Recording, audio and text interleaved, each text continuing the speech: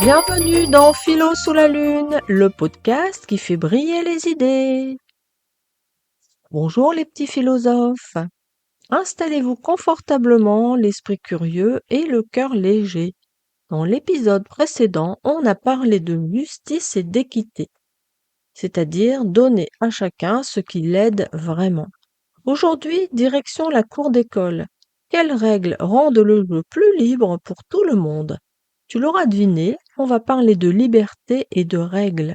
Et tu verras que les règles, ça aide vraiment aussi à se sentir libre.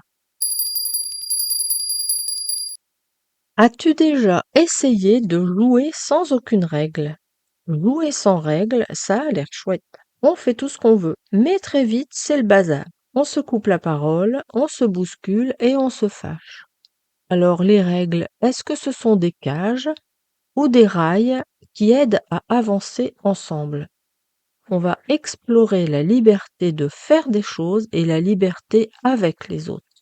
Celle qui permet de créer, d'apprendre et de jouer en sécurité.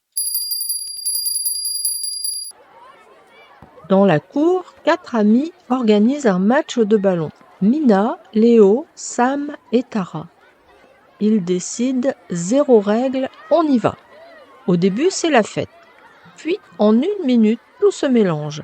2 ballons en même temps, Léo crie « but », Sam répond « ah non, là t'abuses, c'est hors jeu ».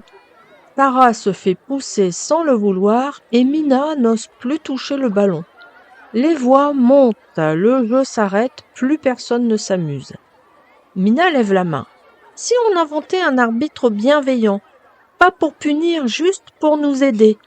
Et 3 règles simples, claires et justes. Ok, on essaye pendant 10 minutes. Ils choisissent 3 règles. La première, on ne pousse pas. Si ça arrive, on dit « oups, je répare » et on rend la balle. La deuxième, on annonce « G » pour éviter les chocs. Et la troisième, un but compte quand tout le monde a compris. L'arbitre bienveillant peut demander de rejouer l'action si c'est confus. Le match reprend. L'étrange se produit. Le jeu devient plus rapide, plus fluide et chacun ose participer. Mina marque un but et sourit. Avec ces règles, j'ai plus de place pour jouer. À la fin, ils gardent l'idée de l'arbitre bienveillant et promettent d'ajuster les règles si besoin. Le jeu a retrouvé sa liberté grâce à quelques limites bien choisies. Alors, que s'est-il passé? Sans règles, on se gêne et le jeu s'arrête. Il y a 2 libertés, faire et faire avec les autres. Les bonnes règles protègent le avec. On ne se blesse pas, on ne se coupe pas la parole, personne n'est mis de côté. Résultat, plus de place pour jouer, apprendre et oser. 3 idées pour y voir clair.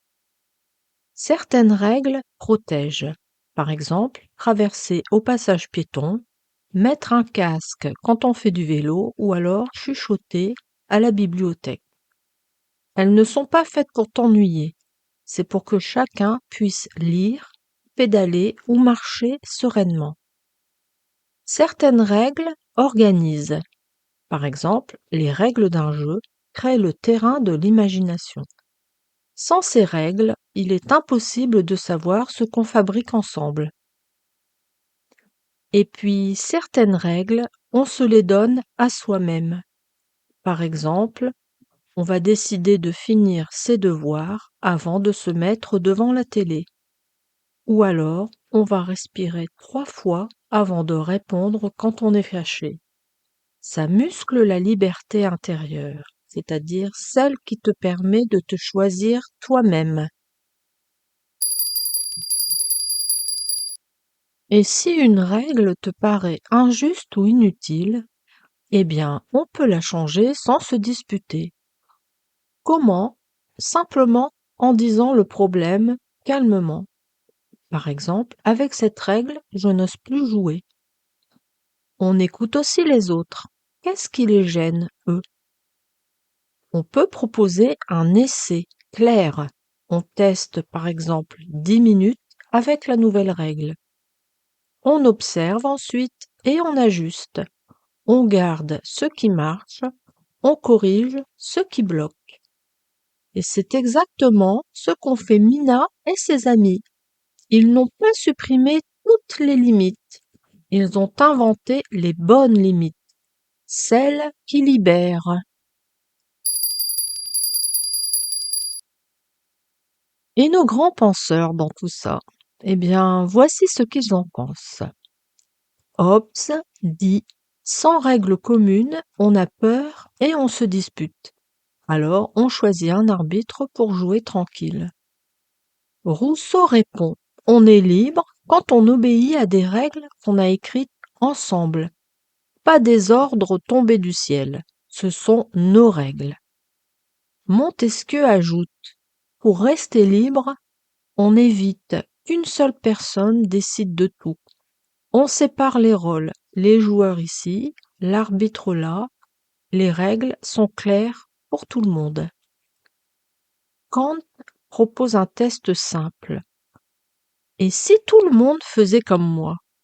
Si ça marche pour tous, la règle est respectueuse.